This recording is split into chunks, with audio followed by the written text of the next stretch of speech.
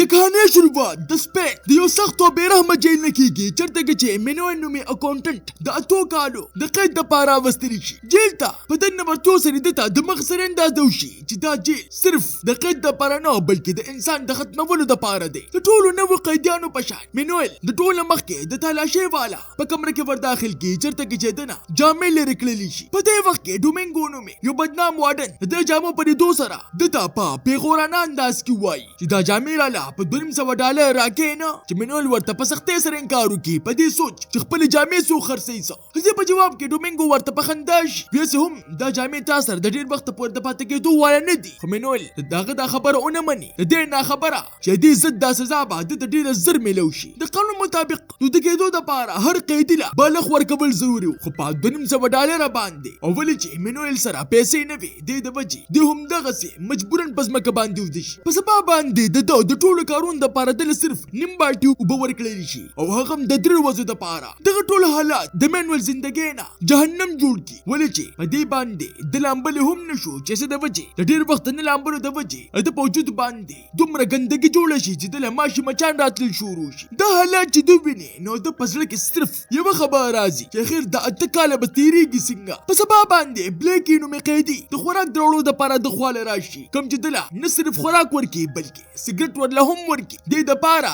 چې زموږ د په منځ کې دوستي جوړه شي دغه وخت وي چې مینوئل ته په جیل کې په اول ځل داسې ولګي چې دلته کې انسانان هم شته دي اوس دې په جیل کې قید تېرول شروع کړي او هر وخت دا سوال یې بار بار په ذهن کې تاویږي چې زه به د خپله سزا مکمل کړلی شم او که نه یو ورځ دغه مایوسي په ده باندې تر دې حده پورې حاوي شي چې ده نه واروپار خطا شي او په ټول جیل کې غوبل جوړ کړي دا خبر چې کله جیل واډن مورینو ته ورسي نو هغه ته ما سره حکم ورکړي چې دله دې د دې سزا ورکړلی شي چې جیل ګارډ دې په دومره بې رحمۍ سره ووخي چې وینې پرې راماتې کړي دغلته کې د 3 هفتو تېرولو د وجې مینوئل مین جیل ته منتقل کړلی شي چېرته کې چې د استقبال هغه بلیکي نومې قیدي وکړي په دغه جیل کې د بلیکي او پینو نومې قیدي سره په کمره کې واچولی شي پینو په ټول جیل کې د خپلو کتابونو او دا عجیبه کپړو د وجې مشهور یو څو ورځې پس بلیکي سره د ملاقات دپاره د هغه ښځه او بچي راشي چې دې منظر په لیدو سره د مینوئل په زړه کې هم امید را پیدا شي چې کیدی شي زما ښځه هم یو ورځ زما سره د میلاوېدو دپاره راشي خو دا دغه ښځې په ځای باندې د ده خینې لوسیا د خواله راشي او ده ته په صفا الفاظو کې وایي یو زما خور تا سره میلاوېدل نه غواړي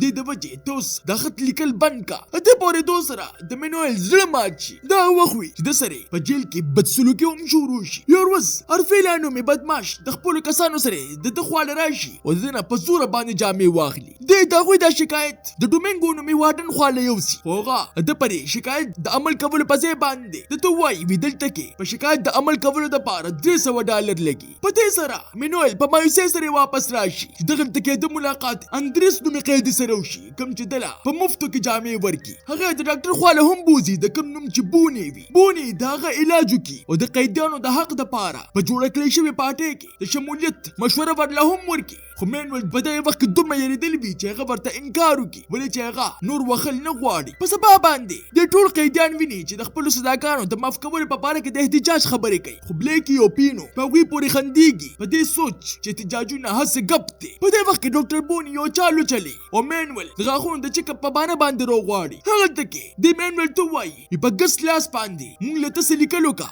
دې دپاره چې ستا په دې لیکلو باندې چا شک پیدا نه شي ډېر سوچ کوو نه پس مینوئل اخر رضا شي او ټوله شپه پټ په پټه پوسټر یې لیکل شروع کړي په نیمه شپه کې بلیکي ده ته خپله قصه شروع کړي ما ته په دې جیل کې د ټولو نه سیوا خپله ښځه او بچي یادېږي خو زما د سزا په ختمېدو کې لا اوس هم 20 کاله باقي دي د دې دواړو ښه ښکلی وخت تېرېږي چې یوه ورځ ګارډ راشي او بلیکي سره څه نور قیدیان په زوره باندې بوځي چې څه وخت پس مورینو دغلته کې راشي او اعلان وکړي وی تفتیش په وخت کې ناڅاپه بلیکي ته هارټ اټیک وشو او مړ شو خو دوی ته دا پته وي چې دا بانې دي په اصل کې دوی ته باورچي خانې نه د ځمکې د کنولو ثبوتونه میلو شوي وو اوس د دوی دا شک و چې بلیکي کیدی شي د تښتېدو کوشش کو د بلیکي دا مرګ مینوئل سخت ویری خو دې سره غوسه پکې هم را پیدا شي چې څه د وجې دې په پوره جیل کې هغه پوسټر یې خورې کړي خو ډېر زر ګارډ ته دا پته ولګي او په ډېرې بېدردۍ سره دې ووښي یو څو ورځې پس د ده خینې لوسیا واپس د ده خواله راشي او ده ته وایي د ټول ملک حالت په بدلېدو باندې دی اوس ټول ملک خلک ستاسو د حق په باره کې خبرې کوي په دغه ورځ باندې د جیل نه بار څه خلک احتجاج شروع کوي او کس پکې جیل ته چرګ ووهي ولې د کمې په غاړه کې چې لیکل شوي وي چې د قیدیانو سزاګانې دې معاف کړلی شي. د جیل ګارډ په چرګې پسې په منډو شي چې هغوی په منډو لیدو سره ټول قیدیان ورپورې خندېږي. پینو کوم ته چې به دا ټول قیدیان لیونیان ښکارېدل اوس په خپله باندې هم د ازادۍ د اواز د اوچتولو فیصله وکړي. هغه د ټول نه مخکې په جیل کې جاسوسان معلومول شروع کړي چې برته کامپو نومې قیدي میلو شي. دا هغه قیدي وي چې به د ټولو قیدیانو خبرونه ګارډ ته رسول. په دې کې وخت تېرېږي او 1900 راشي. دا هغه وخت دی په کوم کې چې په سپین کې د الیکشن کېدو والی پینو بونی او مینویل په یو خاص کمره کې بند د مابیلا نومې قیدي سره د ملاوېدو دپاره لاړ شي. دوی هغه ته د ازادۍ په تحریک کې له شاملېدو دپاره ووایي چې موږ به په جیل کې اور لګوو او داسې درس غوبل به جوړو چې موږ به دې ځای نه تښتو. خو مابیلا دې نه انکار وکړي ولې چې هغه په داسې کمره کې اوسېږي کوم چې د ده د کور د کمرې نه کمه نه وه. په دې وخت کې پینو د هغه مخې ته یوه ګوتمکې دي کومه چې د ده د زوی وه او ورته رایاد کړي چې څنګه ډومینګو ستا زوی په وخلو باندې مړ کړی. د دې په لیدو سره د مابیلا په زړه کې د انتقام اور واپس بل شي او هغوی سره په تحریک کې له شاملېدو فیصله وکړي. په پسې کې پینو مینویل چې څنګه راشي په هغوی په اشاره شاته ګارډ هم راشي کومه چې د دوی کمره تباه برباد کړي. ورسره د پینو کتابونه هم خپل کتابونه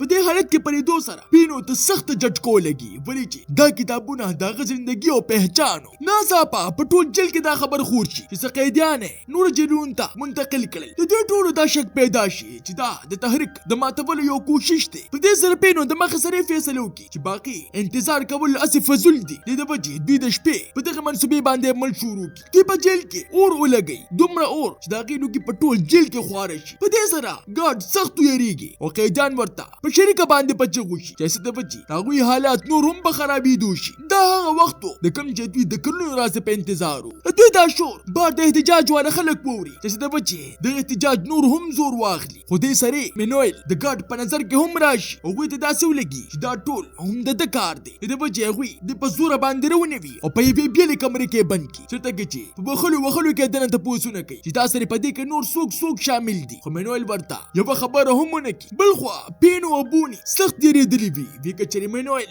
هغوی ته هر څه وویل نو دا ټول هر څه به ختم شي. د دې وجې هغوی خپل په پوره طاقت سره ټول قیدیان رایوځای کړي دې دپاره چې موږ حکومت له زور ورکړو. په یو څو ګنټو کې دا خبره په پوره ملک کې خور شي چې د سپین په یو جیل کې قیدیانو بغاوت وکړو. اوس دا مسله صرف د جیل نه بلکې یوه سیاسي مسله ده. مینویل په یوې تنګې او د تیرې والې کمره کې بند کړلی شوي. دغه په وجود باندې د بخښلو خاپونه خو په سترګو کې د یېرې په ځای باندې امید وي. مورینو په خپله باندې راشي او په وخلو باندې پستلی شي او بار ورته دا خبره کوي چې د خپلو مشرانو نومونه دې راته واخله زه به تاله سهولتونه درکمه سزا به درله کمه خو په لالچ کې د راتلو په ځای باندې دې ځان ته خپل ملګری بلیکي رایاد کړي او خاموشه پاتې شي. مورینو په غوسه کې کمره پرېږدي او لاړ شي او ګارډ ته په ده باندې د نورې هم د سختۍ دپاره حکم ورکړي.